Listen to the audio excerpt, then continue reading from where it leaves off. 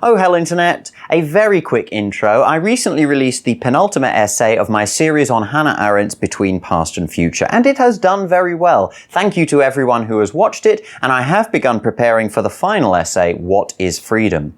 I thought it would be nice to go for getting it out before the US election this year because, you know, those Yanks need to be taught a thing or two about freedom, but that is not going to happen because even though this is a shorter essay than either of the previous two, it is also perhaps the most complex and nuanced of all the essays in the book, and coming back to it reminded me exactly why it was these last two essays which originally fired up my imagination in the first place, and why it was an absolutely genius move on my part, albeit entirely unintentional, to save them for last. This video, however, exists because within the last 24 hours I've returned to 3 completely independent pieces of media, completely accidentally, and they seem to bear upon each other in a weird way and upon my reasons for wanting to make videos at all. So I felt I had to try and arrange them together in my mind.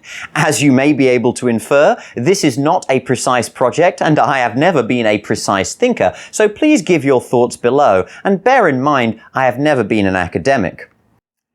In coming to complete Between Past and Future, I will need to look at thinkers from across the Western tradition, and there will be at least one more video on one of Plato's dialogues, and not one of the short ones this time. Relatedly, I will also be taking the time to reread Zen and the Art of Motorcycle Maintenance by Robert Pirsig, which is hailed as one of the greatest novels of the 20th century, and rightly so.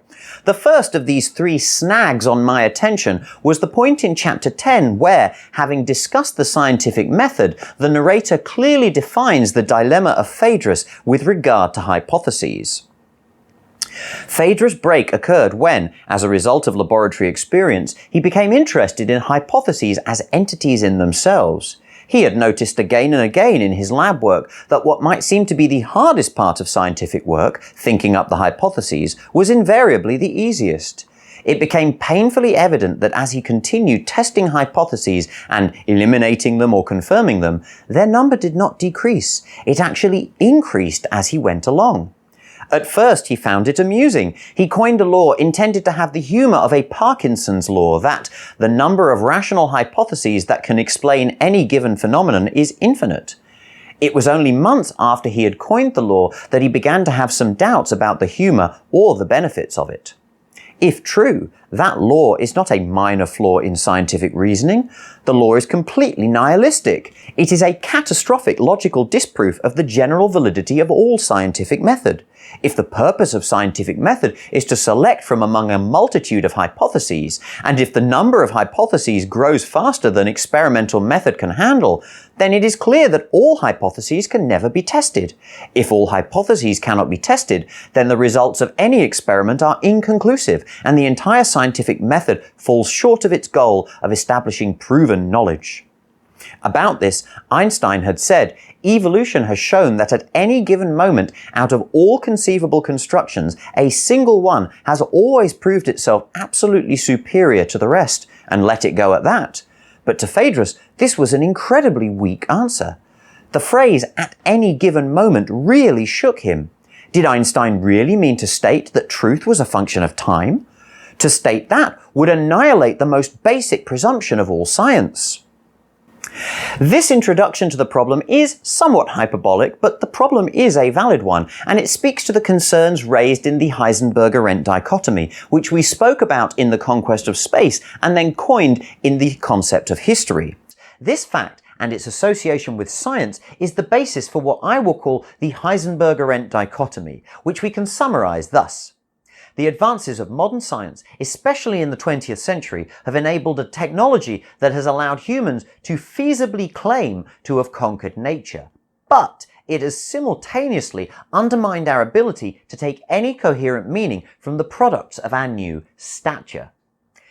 As noble a project as science is, and as many explicit goals as it genuinely achieves, it will never achieve its implicit purpose of fully explaining the world. Indeed, it cannot. The second snag on my attention came in the 3-hour epic of ContraPoints on Twilight. In this video, Natalie Wynn uses Twilight as a basis to explore sexuality and her idea of default heterosexual sadomasochism and explain why it is, in her view, bad.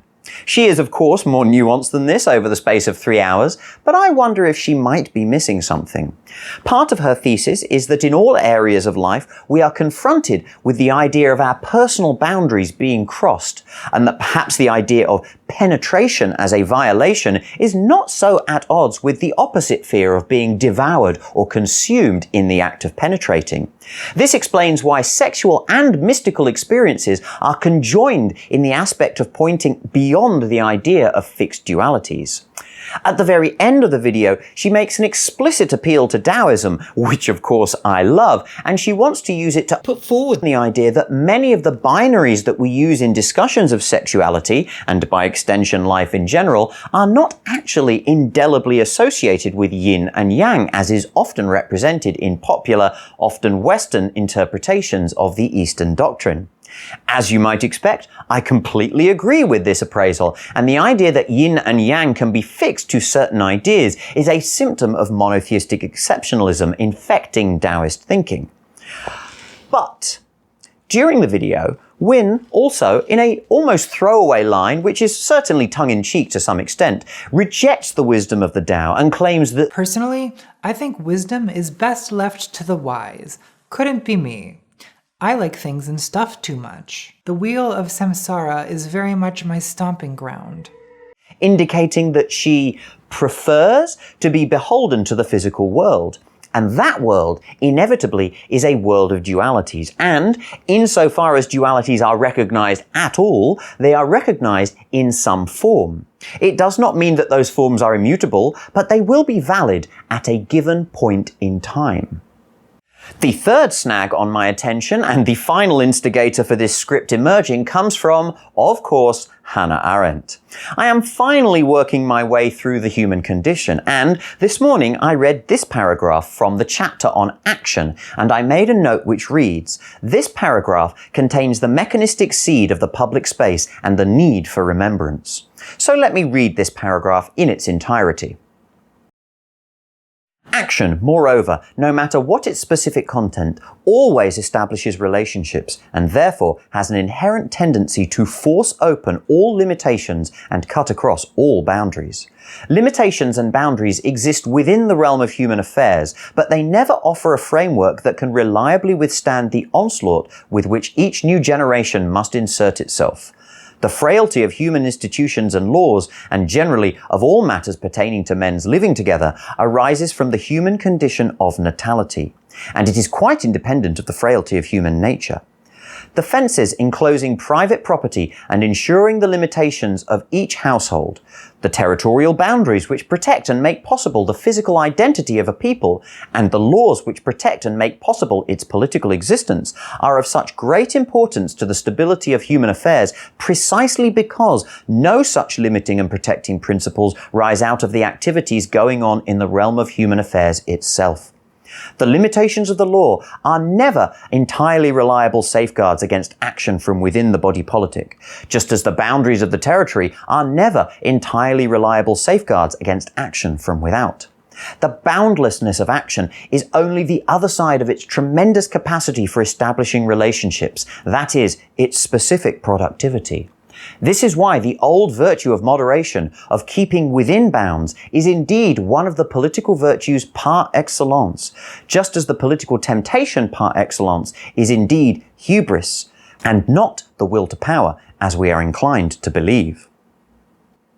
This is the second time in this chapter on action that Arendt has used the phrase "the human condition of natality" in a book that is titled "The Human Condition." Natality, or can I call it natality, was certainly central to Arendt's work, and in the context of this paragraph, this newness which is introduced into the world by action is radically unpredictable, even to the actor themselves, to the extent that they inevitably also become the sufferer of their own act. But in this paragraph, Arendt also underscores the need for delineation, and this must inevitably be a delineation which survives through time. This is, in essence, another rendering of the conservative representation of freedom from what is authority. Freedom must be protected by boundaries, and these boundaries must be enduring to some extent, i.e. any shift to these boundaries must be done with moderation, because the sheer force of natality being expressed constantly by potentially all humans will otherwise become a destructive tsunami upon the entire realm of human affairs. This is not intended to be a deep dive, so do not suppose that I have said all there is to say on any of the above, and please do comment below if you think I'm greatly off the mark. But what is it that I feel coming out of this confluence of snags on my attention? The world is ultimately unknowable in its entirety, but this is not, as Pirsig's Phaedrus thought, a nihilistic fact, and it does not undermine the project of science, especially insofar as it does produce things which all can perceive in the common world which Arendt saw that we so desperately needed to maintain. However, his concern is correct. The Heisenberg-Arendt dichotomy affects all things, and there is no denying that every boundary can be crossed, every duality can be reversed. But this does not mean that we must reject all interpretations of duality and demand that they be committed to the Humean flames. In fact, to do so would be astonishingly dangerous to anything that we might reasonably call the human world. Wynn is right to point out that there is no ultimate association to yin and yang to be assigned to any duality in the realm of sexuality or any other human aspect. But we are living in a given time and place, and natality must be subjected to moderation, because it is not our will to express our power which is the political temptation, but the misplaced confidence that any interpretation is the correct one. And just to be clear, I think she is aware of this, and her attack on default heterosexual sadomasochism is not revolutionary in nature, although she will have to suffer from the fact that some will interpret it this way. And a final aside, I think it is noteworthy that one of the dualities that ContraPoints associates with traditional interpretations of yang and yin is lover and beloved, which was first introduced by Plato in the dialogue called the Phaedrus, where it was explicitly associated with homosexual love.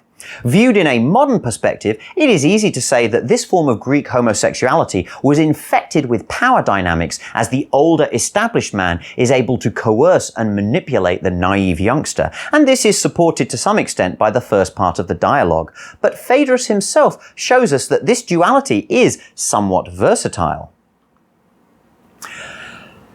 Socrates. How profoundly in earnest is the lover, because to tease him I lay a finger upon his love. And so, Phaedrus, you really imagine that I am going to improve on the ingenuity of Lysias? Phaedrus. There I have you, as you had me, and you must just speak as you best can. Do not let us exchange tu quoque as in a farce, or compel me to say to you as you said to me, I know Socrates as well as I know myself, and he was wanting to speak, but he gave himself airs. Rather I would have you consider that from this place we stir not until you have unbosomed yourself of the speech. For here we are, all alone, and I am stronger, remember, and younger than you. Wherefore perpend, and do not compel me to use violence. Socrates. But my sweet Phaedrus, how ridiculous it would be of me to compete with Lysias in an extempore speech. He is a master in his art, and I am an untaught man.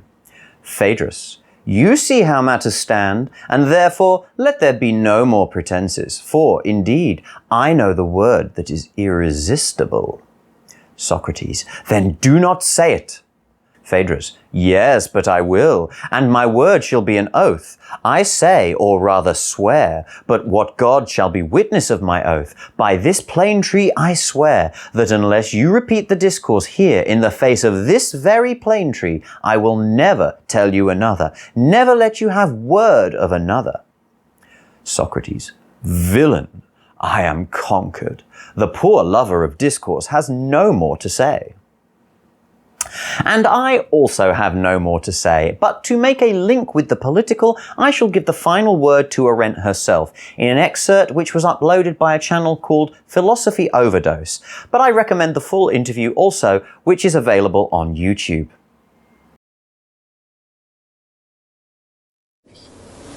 Ich möchte in diesem Zusammenhang, Frau Arendt, noch einmal auf ein Selbstzeugnis von Ihnen kommen.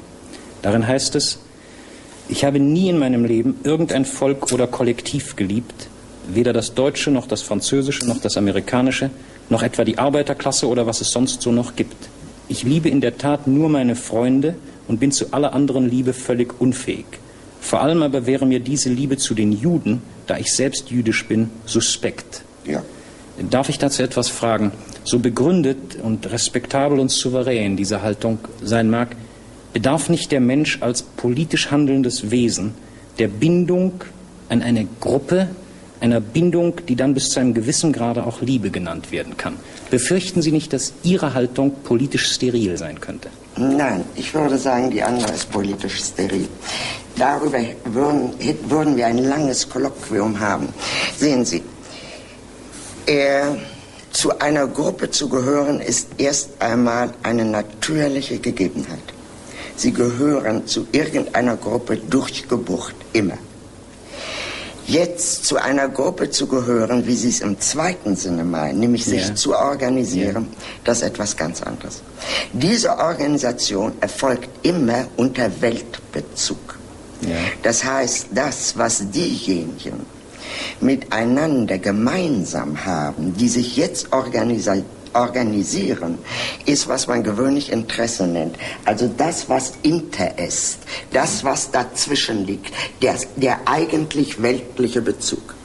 Der direkte personale Bezug, in dem man von Liebe sprechen kann, der existiert natürlich in der wirklichen Liebe in der größten Weise. Und zweitens existiert er zu einem gewissen Sinne auch in der Freundschaft.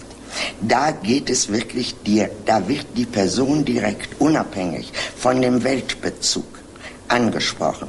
So können, sagen wir, Leute verschiedenster Organisationen immer noch persönlich befreundet sein. Wenn man diese Dinge miteinander verwechselt, wenn man also die Liebe an den Verhandlungstisch bringt, um mich mal ganz böse auszudrücken, so halte ich das für ein sehr großes Verhängnis. Sie halten es für apolitisch? Ich halte es für apolitisch, ich halte es für weltlos und ich halte es wirklich für einen ganz großen, ein großes Unheil.